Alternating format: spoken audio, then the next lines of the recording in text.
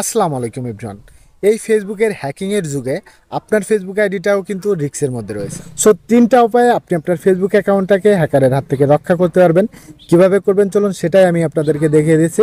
তার আগে আমার এই আইডিটাকে ফলো দিয়ে রাখুন। এমন সব ইম্পর্টেন্ট টিপস অ্যান্ড ট্রিক্সের ভিডিও কিন্তু আমি প্রতিনিয়ত দিয়ে থাকি, যা আপনাকে পরবর্তীতে অনেক কাজে আসতে পারে। তো ফার্স্ট অফ অল, যে মাধ্যম দিয়ে ফেসবুক অ্যাকাউন্টগুলো বেশি হ্যাক হয় সেটাই আপনাদেরকে প্রথমে দেখিয়ে দিচ্ছি।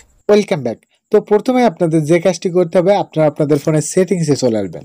তারপর এখান থেকে স্ক্রল করে নিচে গিয়ে দেখতে পারবেন গুগল নামে একটা অপশন রয়েছে। এই অপশনটার উপরে আপনারা ট্যাপ করে দিবেন।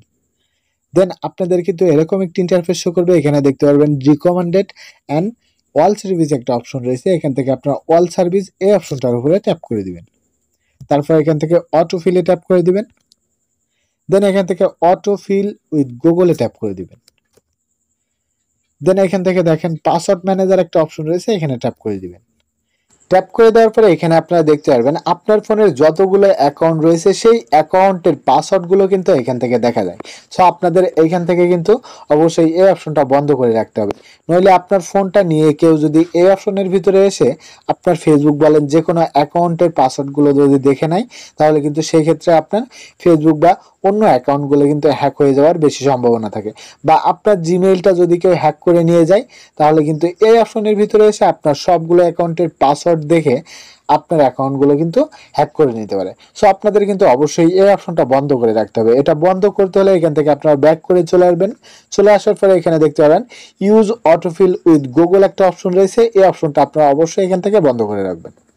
তো আপনারা এখান থেকে ব্যাক করে চলে এসে আপনারা আপনাদের ফেসবুকের অফিসিয়াল অ্যাপটি ওপেন করে নেবেন। ওপেন করে নেওয়ার পর ডান সাইডের কোনায় দেখতে পাবেন আপনার প্রোফাইলের ছবি বা 3 লাইন মেনু একটা অপশন দেখতে পাবেন, এখানে ট্যাপ করে দিবেন। ট্যাপ করে দেওয়ার পর এখান থেকে স্ক্রল করে নিচে যাবেন। নিচে গিয়ে এখানে দেখেন সেটিং অ্যান্ড প্রাইভেসি একটা অপশন রয়েছে, এখানে ট্যাপ করে দিবেন। ট্যাপ করে দেওয়ার পরে সেটিংসে ট্যাপ করে দিবেন। দেন এখানে প্রথমে যে অপশনটা দেখতে পাচ্ছেন মেটা অ্যাকাউন্ট সেন্টার, এই অপশনটার উপরে ট্যাপ করে দিবেন। তারপরে আপনারা এখান থেকে পাসওয়ার্ড অ্যান্ড সিকিউরিটি একটা অপশন দেখতে পারবেন, এখানে ট্যাপ করে দিবেন। দেন এখান থেকে টু ফ্যাক্টর অথেন্টিকেশন একটা অপশন দেখতে পারবেন, এই অপশনটা আপনারা অবশ্যই আপনাদের ফেসবুকে অন করে রাখবেন।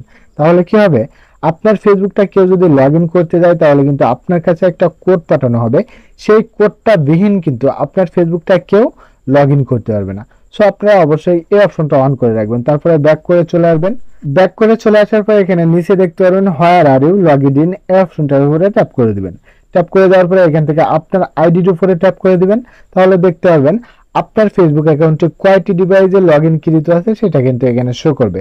তো আপনার যে ডিভাইসটি ডাউট মনে হয় সেই ডিভাইসটা আপনারা এখান থেকে লগ আউট করে দিতে পারবেন। তো আপনারা অবশ্যই এটা চেক করে এখান থেকে ব্যাক করে চলে আসবেন।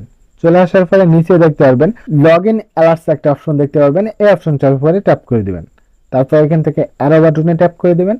তাহলে কিন্তু আপনাকে এরকম একটি ইন্টারফেস শো করবে, এখানে দেখতে পারবেন ইন অ্যাপ নোটিফিকেশন, এই অপশনটা আপনারা এখান থেকে টিক চিহ্ন দিয়ে দেবেন। তাহলে কি হবে, আপনার ফেসবুক অ্যাকাউন্টে আপনার ডিভাইস ছাড়া অন্য কোনো ডিভাইসে যদি কেউ লগ ইন করতে যায়, তাহলে কিন্তু আপনার ফেসবুকে একটা নোটিফিকেশন আসবে যে আপনার ফেসবুক অ্যাকাউন্টটি আপনার ডিভাইস ছাড়া অন্য কোনো ডিভাইসে লগ ইন করতে চাচ্ছে, আপনি কি সেটার পারমিশন দিতে চান। সো আপনি ওই নোটিফিকেশনটা দেখে কিন্তু এখানে অ্যালাউ আর নো একটা অপশন দেখতে পারবেন, ওইখান থেকে কিন্তু আপনার নো করে দিয়ে আপনি আপনার ফেসবুকটাকে সেভ বা সিকিউর করে রাখতে পারবেন। সো আজকের এই ভিডিওতে আমি আপনাদেরকে যে মাধ্যমগুলো দেখালাম, এই মাধ্যমগুলো যদি আপনি আপনার ফেসবুকে করে রাখেন, তাহলে কিন্তু আপনার ফেসবুক অ্যাকাউন্টটা হ্যাক হওয়া থেকে আপনি রক্ষা করতে পারবেন। That's it.